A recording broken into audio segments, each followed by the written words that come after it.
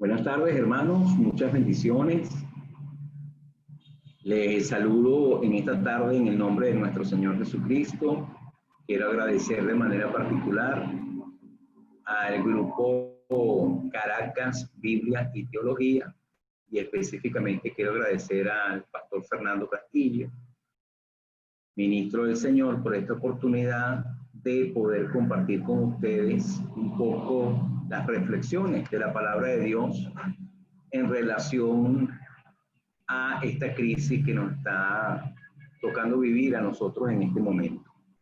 Quiero agradecer de una manera especial también a los pastores, ministros, profesores, educadores que me han antecedido, como el pastor y profesor Jorge Eliezer Navarrete y el pastor Tomás Moreno, a los cuales les extiendo mi más grande agradecimiento por las enseñanzas que pudieron compartir con nosotros en estos días, y agradecer pues ese tiempo muy edificante de reflexión.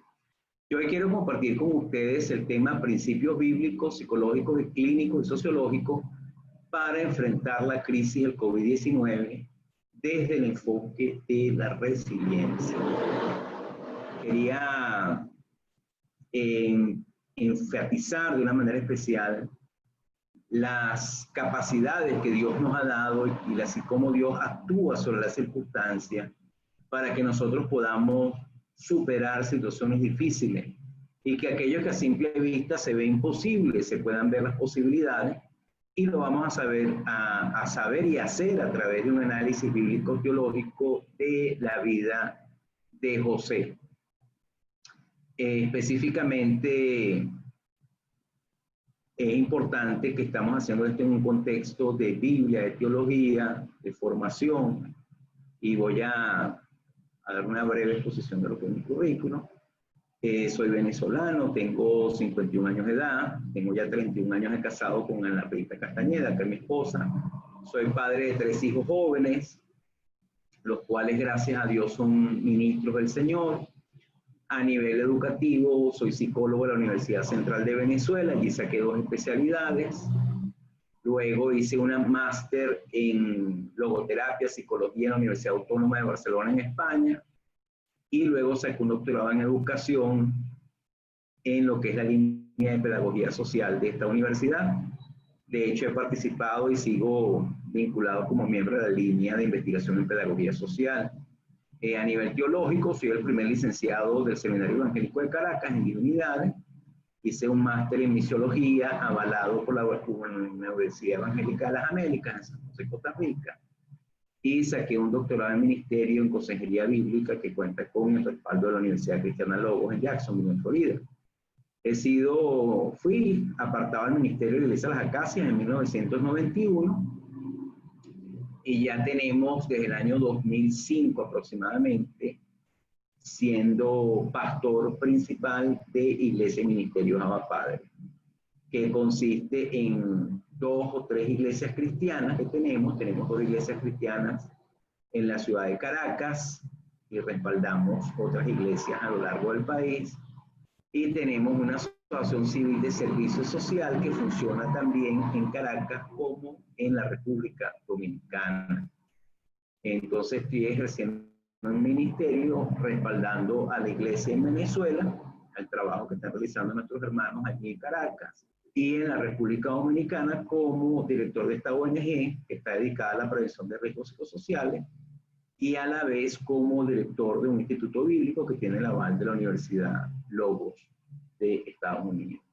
Los objetivos de este estudio bíblico: en primer lugar, nos hemos propuesto 3 objetivos básicos, que es identificar principios bíblicos esenciales para conocer cuáles son los factores que contribuyen a superar dificultades a partir de un análisis de estos aspectos en la vida de José, el hijo de Jacob o de Israel. En segundo lugar, voy a hablarles un poco de cómo comprender la fenomenología de las crisis, en específico las crisis del COVID-19 y sus impactos. Y al final vamos a integrar los aportes que hicimos en el análisis bíblico teológico con la realidad de la fenomenología de las crisis, para trazar lineamientos de cómo manejar el estrés y esta crisis del COVID-19 en estos momentos que estamos viviendo, tanto en Venezuela como aquellos que estamos en otros lugares. Vamos a utilizar una metodología exegética para el análisis del texto bíblico. La metodología es una metodología histórico-crítica y gramática del texto bíblico, con una interpretación, por supuesto, contextual. En segundo lugar, vamos a usar el texto crítico del Antiguo Testamento, que nos está proveyendo la Biblia textual en su cuarta edición, que reconstruye el texto bíblico a partir del análisis entre el texto masorético, los documentos de Qumran, la Septuaginta y el Pentateuco samaritano. En tercer lugar, vamos a hacer el análisis textual bíblico mediante la crítica de las tradiciones de los textos bíblicos, como ya estoy señalando, pero también de la forma y los géneros literarios, y considerando el contexto histórico propio en que fue escrito el texto.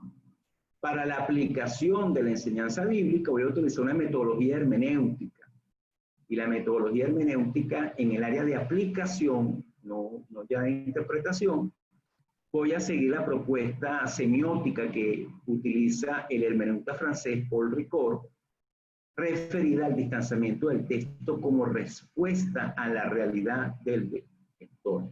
Dice Paul Ricoeur que cuando uno se aproxima a un texto, aunque sea un análisis del origen del texto y de todas sus características, intencionalidad del autor, etc., el texto mismo cobra una particular significancia para el lector y el lector puede hacer preguntas al texto desde su marco de referencia. En mi caso, yo me hago la pregunta, que sería la tesis de esta conferencia: ¿cuáles fueron las condiciones, situaciones, actitudes, valores que demostró José que le permitieron hacer frente a las adversidades personales que sufrió al ser vendido por sus hermanos, que pueden ser aplicables a la actual crisis que nos está tocando vivir a principios del siglo XXI?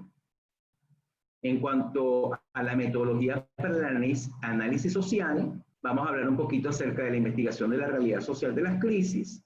Y yo estoy siguiendo los aportes de la psicología clínica, pero también de expertos en análisis de situaciones de crisis como Brian Maldonado y lo que es la Asociación Mundial de Facilitadores para Atención en Crisis. Y en relación a los impactos del COVID-19, yo hice un resumen de investigaciones clínicas de cómo el COVID-19 está impactando a nivel psicológico y a nivel social.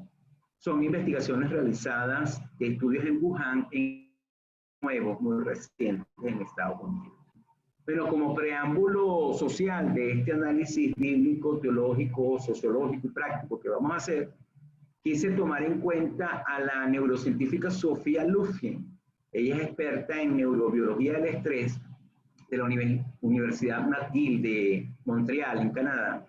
Y ella habla acerca de la potencialidad y la letalidad del estrés. Y dice que esta letalidad radica en 4 características que tenemos ante las situaciones de estrés. Dice que primero, una situación para generar mayor impacto en la persona tiene que tener 4 claves que son novedad, impredecibilidad, sensación de descontrol y que representen una amenaza a la personalidad. Esos son los 4 elementos.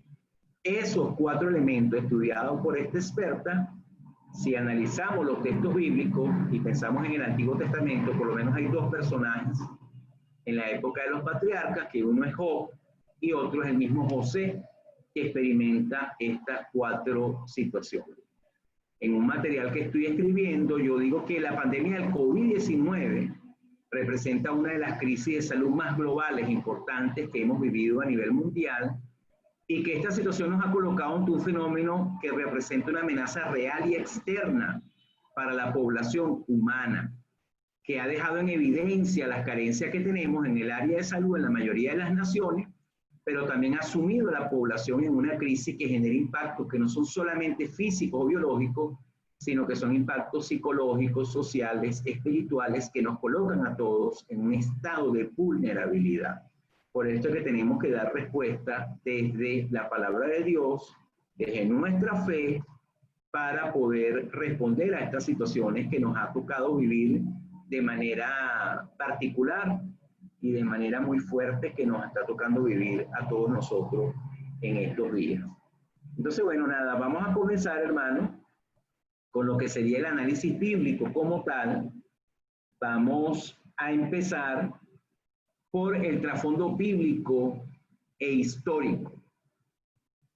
Fíjense, las escenas que se relatan en la vida de José, de acuerdo a muchos estudios antropológicos y arqueológicos, se corresponden con la vida y las costumbres egipcias del segundo milenio antes de Cristo, sugiriendo específicamente el periodo de la vida de José como el periodo previo al cual los hicsos estuvieron gobernando Egipto. De eso nos habla el arqueólogo experto John Bray en su libro La historia de Israel.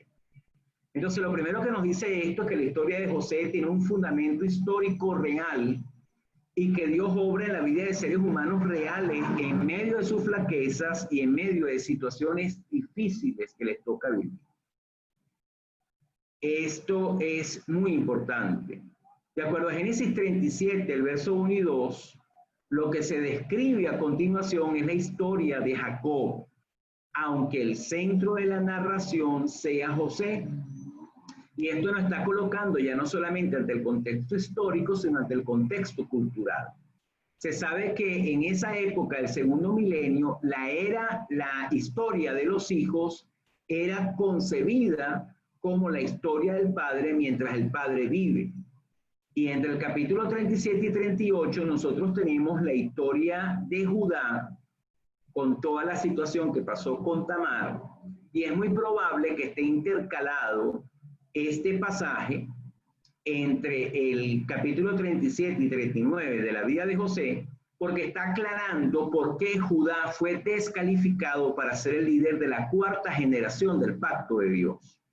Y lo que nos está diciendo es revelador, porque nos está hablando de las debilidades morales que tenían los hijos de Jacob como consecuencia, por cierto, de vivir entre los pueblos cananeos que tenían una cultura particular totalmente ajena, pues, de los valores y principios de Dios.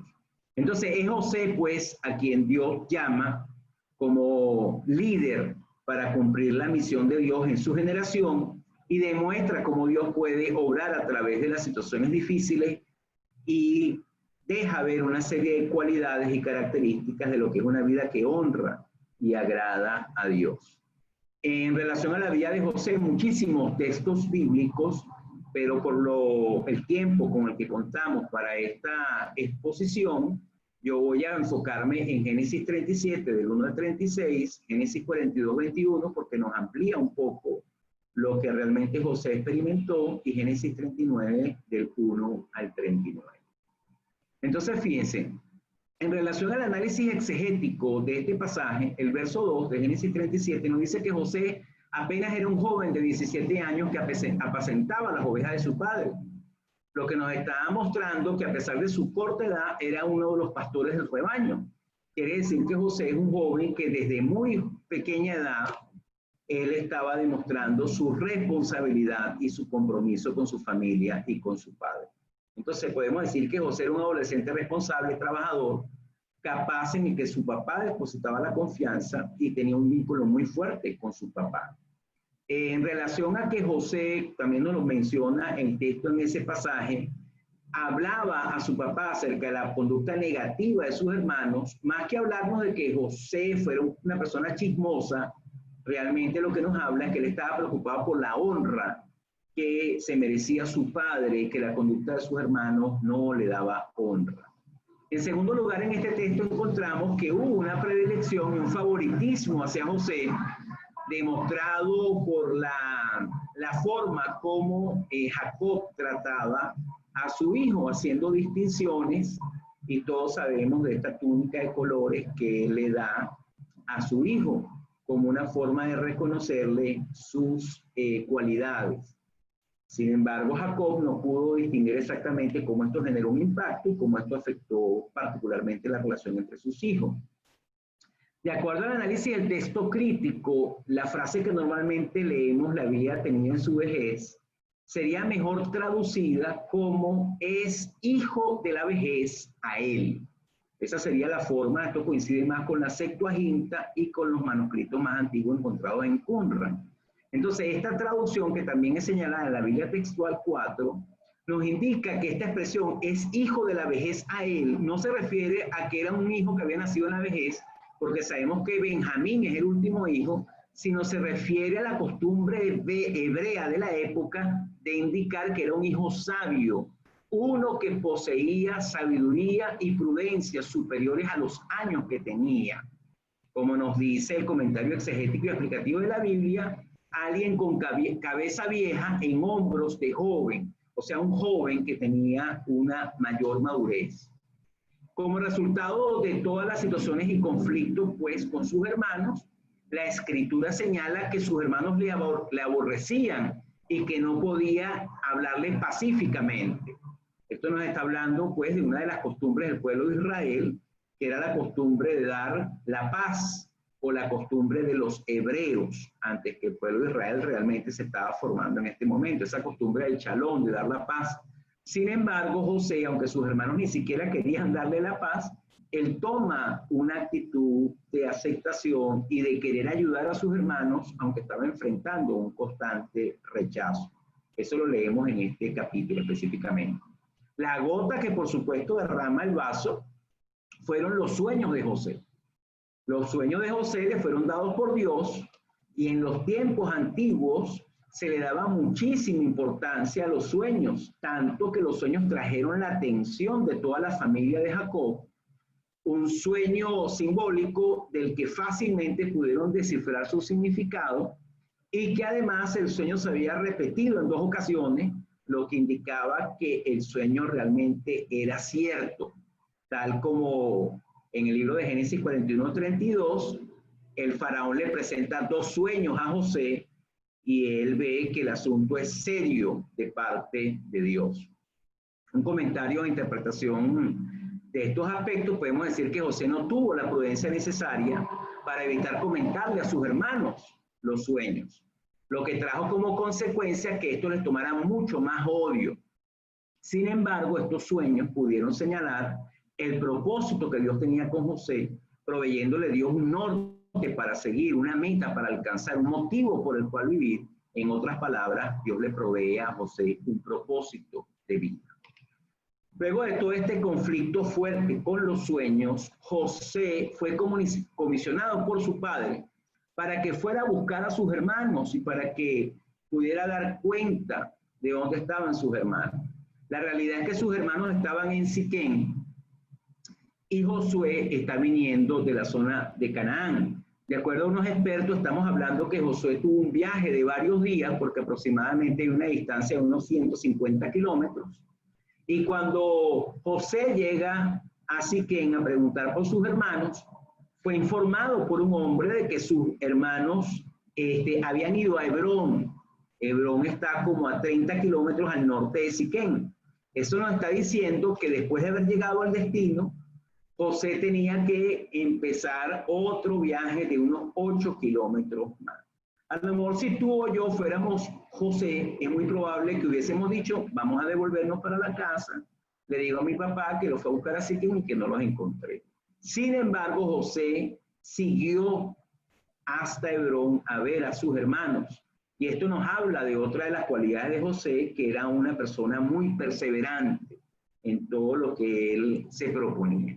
Al final, los hermanos de José, cuando le ven, planearon su asesinato. Hicieron un complot entre todos para dañarlo. Y dice el verso 20 del texto que estamos leyendo, que específicamente ellos querían acabar con los sueños de José. O sea, ¿qué va a pasar con los sueños que tiene? Fue solamente por la participación de Rubén que se evitó la muerte de José. Entonces, fíjense, realmente el trato que le dieron los hermanos a José fue un trato cruel, fue un trato despiadado, fue un trato inhumano. Le quitaron su túnica, le echaron en una cisterna, ignoraron completamente el estado de consternación, de angustia, de desespero que él estaba viviendo. En Génesis 42:21, cuando los hermanos de José son confrontados por él en la primera ocasión, ellos hablan de que ellos vieron en su hermano la angustia y que él les hablaba cuando estaba en el pozo. Eso está en Génesis 42, 21, no es relatado en Génesis 37. Pero la palabra que se utiliza es la palabra Sarat, y es la palabra que quiere significar, es un estado muy grande de consternación, de desespero, de agitación, y ellos ignoraron realmente completamente esto que sentía José. En fin, convinieron en venderle a una compañía de ismaelitas y le separaron de su padre, que era la figura central de su amor, de su valoración. Muy probablemente también ya había nacido su hermano más pequeño, y sabemos por la historia en los capítulos anteriores que su madre muere cuando nace su hermano más pequeño, y entonces también es separado. O sea, venía de vivir un luto por la muerte de su madre Raquel, separado de su hermano, separado de su papá, y todo esto le coloca ante una pérdida realmente traumática. Pierde su libertad, pierde su honor, pierde su patria, pierde su familia, la figura significativa, se encuentra ante la insensibilidad de sus hermanos, vive una amargura y un desespero increíble. Además, su padre, como consecuencia, se entrega a un luto perenne hasta su muerte, y fue vendido finalmente como un esclavo a un oficial de Egipto llamado Potifar. Por menos de lo que vivió José, algo novedoso, no lo esperaba, impredecible, que lo coloca en una situación de total descontrol y que no, es una amenaza no solo para su personalidad, sino para su vida, porque ahora queda como un esclavo. Lo ocurrido en José, que no fue debido directamente, vamos a decir, a Dios, sino al odio de sus hermanos, denota que Dios tiene control de cualquier circunstancia de la vida, porque de acuerdo al capítulo 39, verso 2, Dios estuvo con José. Qué maravilloso y qué poderoso es Dios, que Dios no le abandonó en su angustia. Dios estuvo con él en medio de toda esta circunstancia, asegurándole su amor, su presencia, su confianza, su poder como roca fuerte para José. De tal manera que José, esta situación no lo transforma, no lo cambia, no lo daña, no lo hiere, no lo destruye. Aunque cambiaba su condición, estando en otro ambiente, otra postura, otra lengua, otro entorno, pero José no cambió su espíritu. Fue despojado del vestido vistoso que tenía, fue despojado de las comodidades humanas, separado de su padre en otra tierra, pero seguía en comunión con su Padre Celestial. Y aunque estaba en casa de una persona completamente idólatra, seguía como un hombre verdadero adorador del Dios verdadero. Esto es lo que me hace a mí entender que José fue un hombre resiliente. De acuerdo a los estudios nuevos de la resiliencia, uno de los expertos llamado Broadberg dice que la resiliencia es la capacidad humana transferible que tenemos los seres humanos de superar la adversidad y de crecer en medio de ella. Otro experto también en esta área que define la resiliencia, un francés, dice que la resiliencia es la capacidad de superar los traumas de la vida. Entonces hay algo de realmente maravilloso en la presencia de Dios y en lo que el Espíritu Santo hizo en la vida de José, que le ayudara a ser realmente un hombre resiliente, un hombre con la capacidad de superar las situaciones más adversas y más difíciles. Mire, esta fortaleza que da la presencia de Dios lleva a los seres humanos y a aquellos que conocen realmente a Dios a superar los traumas y las crisis. Y esta situación en ninguna manera enturbió el carácter de José como un hombre responsable. Además, José se convirtió en un buen administrador, en un planificador, en alguien que utilizaba correctamente todos los recursos que le habían sido asignados, y de acuerdo a la bendición de Dios, cuando estuvo con Potifar, todas las cosas fueron puestas en su mano. Entonces Dios le honró de una manera tremenda. Lo otro que resalta en este pasaje de Génesis 39, ya para ir cerrando con el análisis bíblico que estamos haciendo, es que en José resalta su integridad. Mire, José se mantuvo firme aún ante las acechanzas múltiples de la esposa de Potifar, con dos conciencias en su mente. con la conciencia de respeto y de valor hacia su amo como autoridad y con una conciencia mayor de respeto y de honra a Dios. ¿Cómo pues haría yo este gran mal y pecaría contra Dios? Génesis 39:9. Josué demuestra pues su humildad para enfrentar no solamente las injusticias de sus hermanos, no solamente la adversidad que le tocó pasar, sino más bien ahora la injuria que le toca vivir.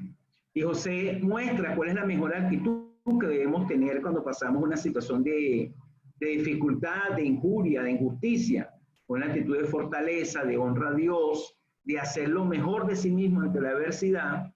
Y ahora, aún cuando va a la cárcel de manera injusta, sigue José mostrando su integridad y su vida de honra a Dios. Pero Adonai estaba con José y le extendió su misericordia y le concedió gracia ante el jefe de la cárcel. José demostró su responsabilidad, su capacidad de respuesta. Utilizó sus dones como administrador, primero como esclavo, luego como prácticamente director de la cárcel y finalmente en su futuro como administrador de Egipto. Pero lo voy a dejar solamente a los textos que me especifiqué en mi análisis. Yo me hago entonces 4 preguntas que quiero responder desde esta hermenéutica semiótica, práctica para la vida. Número 1, ¿qué acciones hace Dios en la adversidad? Número 2, ¿qué necesito conocer de Dios para enfrentar situaciones difíciles? 3, ¿qué habilidades espirituales, psicológicas, relacionales y sociales necesitamos desarrollar en una crisis que estaban en la vida de José? Número 4, ¿cómo puedo aplicar este conocimiento de manera práctica? Sería la última pregunta que responderemos al final, por supuesto, de la conferencia. ¿Qué hace Dios ante la adversidad? ¿Y cómo pudiésemos aplicar esto ante la pandemia del COVID-19? Yo hice unos cuadros para poder explicar bíblicamente las acciones de Dios en medio de la adversidad. En primer lugar, Dios muestra sus propósitos, Dios da una visión, Dios da un norte, Dios da una guía en la vida. Dios tiene una revelación, un sueño que imparte, pero el que la recibe tiene que responderlo con fe. Como en estos días me decía un familiar muy cercano mío, un hermano mío me decía, hermano, somos inmortales hasta que cumplamos completamente el propósito que Dios tiene con nosotros. No importan las circunstancias. Y eso es completamente real, porque Dios promete vida, gloria, honra, inmortalidad a los que perseveran en hacer el bien, como dice el apóstol Pablo en la carta a los romanos. En segundo lugar, Dios es soberano, Dios tiene el control de todo, Dios está presente para darnos fortaleza cuando las circunstancias no cambian. Y cuando las circunstancias no cambian es porque Dios tiene el control. Si no cambia el coronavirus, así por más que nosotros, bueno, se ha profetizado 1000 veces desde que empezó y no se ha detenido, no cambia, es porque Dios está en control. Eso nos enseña que Dios es soberano, que Dios encamina todas las cosas conforme a su propósito. Ante esa realidad nosotros tenemos que responder con humildad, tenemos que responder con fe. Tercero, Dios es nuestro máximo consuelo. Dios está presente en todo momento, aún en la muerte, aún en las dificultades más terribles. Dios demuestra que permanece con los que le temen, los acompaña, los prospera, los bendice aún en las condiciones más adversas. Dios realmente es el sostén y el apoyo del alma. Dios es la roca inconmovible de los hijos. Por eso es que nosotros tenemos que responderle al Señor con confianza. ¿Qué tengo yo además? ¿Qué otras cosas tengo que conocer de Dios? Cuarto, que Dios mantiene y transforma el carácter de sus hijos para que estén listos para cumplir su misión en el mundo. Ninguna de las circunstancias vividas por José cambiaron su carácter. Eso nos habla de que Dios quiere afirmar nuestro carácter. Además, si nosotros llegásemos a flaquear, sabemos que necesitamos ser restaurados. Y por eso el apóstol Pablo habla de que si nosotros somos espirituales, debemos restaurar con espíritu de mansedumbre al que ha fallado. Pero nos llama a nosotros, la obra de Dios en nuestro carácter, nos llama a nosotros a la obediencia, que es una cualidad que tenemos que fortalecer. En quinto lugar, necesitamos desarrollar dependencia de Dios, aun cuando todas las circunstancias se vean negativas. no lo leí ni lo analicé, pero usted lee el texto. Después que José estaba en la cárcel, le dio la interpretación a los dos trabajadores del rey. Ellos se olvidaron de él. Y ahí están los textos bíblicos que después podemos analizar. Entonces, aunque se parezca que la gente se olvida de nosotros, Dios nunca se olvida de nosotros. Eso nos llama a nosotros a tener dependencia de Dios. Sexto, Dios es la suprema fortaleza ante cualquier situación. Él nos da un carácter firme para cumplir su propósito. Debemos entender que Dios siempre está presente, que Dios es misericordioso.